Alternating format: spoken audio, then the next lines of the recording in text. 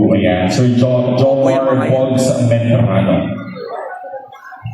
Hindi nila mas nakapokus ako sa live ko, sa mga ko. Hi, number 1. Hello. Axel Crisostomo, tahimik mo mukha mo, bakla. This is my question for you. Doon, What is tahimik one ka sa quality Parawi, every bakla. queen should have? Again, what is one quality every queen should have? Go, March. What is one quality every Hi, queen Moana. should have? Go, March. Thank you so much for that wonderful question. The one thing that every queen should have is being kind to other people. Ladies and gentlemen, we all know that in this world, marami po tayong masasamang gawin sa ating sarili. Marami tayong katulad namin na maging plastic sa iba't iba. Kunyari, maano siya sa'yo, mabait siya sa'yo, pero pag talikod mo, sinasaksa ka ng patalikod. Yun lamang po at maraming salamat. Alright, thank you so much, candidate number 1, Marge Iglesias.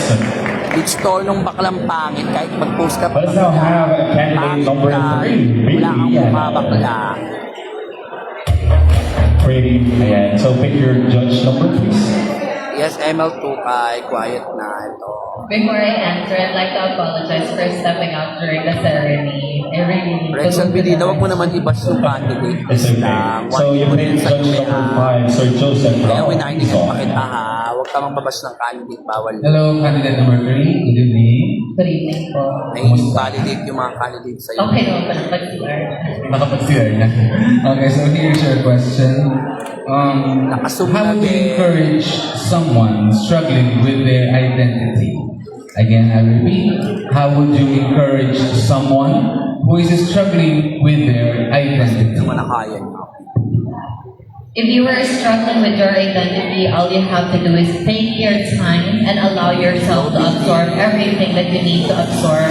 It's because if you are taking your time and if you're already ready to showcase your true identity, then that's the true beauty, or that's when a true beauty will come out. Thank you. Very well said, candidate number 3. Thank you so much. Ms. B. Gano. Ayan. Moving on to our candidate number 4, Cassie Pakula. Alright, so please take your judge. Yes. Hi, good morning. I picked judge number 3. We have judge number 3, Mr. Matawaran. Good evening, Bob. Hi, good evening po. How do you handle negativity or Mas mo na criticism? paborito. How do you handle negativity or criticism? Well, thank you so much for that paborito. question. People will always have something to say, and that's totally acceptable. How I handle criticism is I actually handle it in a way that constructively. I will take it in a way that people will say something bad to me because they want me to improve myself. And I handle it in a way that people will see to it that in the coming days, once they have told me that I've done something wrong or there's something bad about me, they want to see me growing. So that's, in short, I will handle that criticism constructively. Good evening. Mahusay si paborito. Grabe, magaling ng mga candidates natin for casual pa lamang yan, diba? So, paano nilang pagkakasyahin yung mga sagot nila? Nakakatawa yung baklang pangit na mid-store nung baklang mataba. Nag-post pa. Ay, dahil lahat na nag-comment doon, ipapar-away ko din. Tignan nyo, manda kayo sa akin. Please pick your judge. Lahat kayo nag-comment doon, par-away din kayo sa akin. Sige, fight me. You picked judge number 5, Sir Joseph Brown Piso. Hello, good morning na. Go, Karen. Case card paborito. Here's your question. How would you describe Actually- beauty in your own words? Again, how would you describe beauty in your own words? Wow, thank you so much. You know what, ladies and gentlemen, there is two types of beauty. Beauty inside and beauty outside. But for me, the true beauty, it is come in our heart. Dahil ang kagandahang panlabas ay kumukupas at nawawala. Ngunit ang kagandahang kalooban ay siyang tatatak at magiging legasiya mo sa bawat taong nakakasalamuha. No more, no less. Thank you very much. Thank you so much, candidate number 1, Miss Karen Montesio. Really ended strong with that casual question. Now let us have our candidate number 6, Miss Jen Guerrero. Please pick your judge. Go. Ay, wag na. Sige, wag na. Ayan. Papar-away ko yung lahat. You pick judge number 4, Mitch Monte Carlo. So, wala akong pakialam. Papar-away ko. Dadamay, sasama ko sila kay bakalang pangit na Mr. Hi, Jen. Hello po. How are you feeling tonight? Go, Jen Guerrero. Mainit na po. So, this is your question. What is something you've learned about yourself through this journey? What is something you've learned about through this journey? Yes. What's something I've learned about through this journey? In this journey called life, every day will always be a struggle. And one thing I have learned is that you have to trust yourself because you know yourself more than anyone else. People will always judge you, they have something to say, they will criticize you. But then again, at the end of the day, if you trust your capability as an individual, no one can put you down. And the most important thing is to know that when you trust yourself, you will be able to trust other people that surround you. Thank you so much. Thank you so much, candidate number 6, Miss Jen Guerrero. Very well said. Our next candidate, we have candidate number 7, Matias. Let's pick your judge. You pick judge number 4, Miss Mitch Monte Carlo. Hi, Will. Hi, Mami. Kanina po. Maganda ng gawin mo. Going, Matias. Hindi na kita papaya natin. Ito yung question. What makes you proud to be part of the LGBT community? Thank you so much.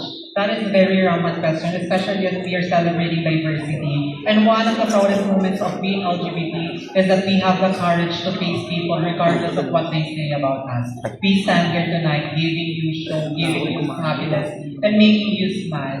And that strength coming from our heart, regardless of what criticisms we get.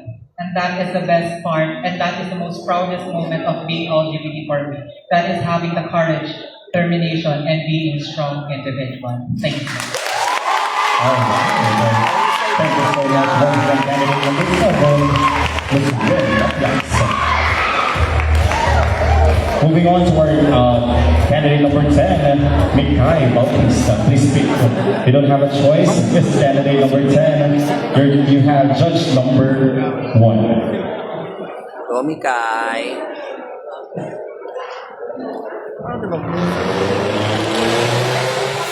Alam dyan. Hi, good evening.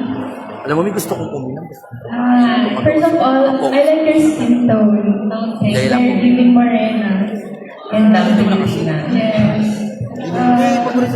My question for you is, what advice would you give to your younger self? Again, what advice would you give to your younger self? The advice that I could give to my younger self is to be brave more.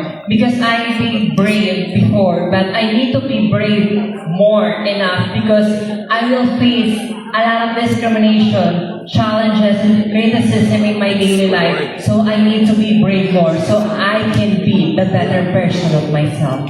Thank you. Thank you so much, candidate number 10, Mikay Bautista. Of course, our last but not least, candidate number 12, Miss Lars Pacheco. Go, Lars, for the Q&A. Go, Lars. You pick judge number 2, Miss Jomar. And? Hi, Miss Lars. Good evening po. Okay. This is your question. Who is your greatest inspiration and why? Once again, who is your greatest inspiration and why? Go, Lars. Growing up in a broken family where my mother raised us when my father leaves, my greatest inspiration in life is my mom.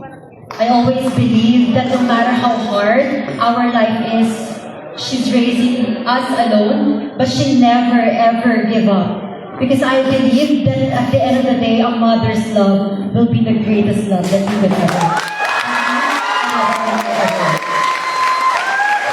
Mahusay, Ladies Lars. and candidate number 12.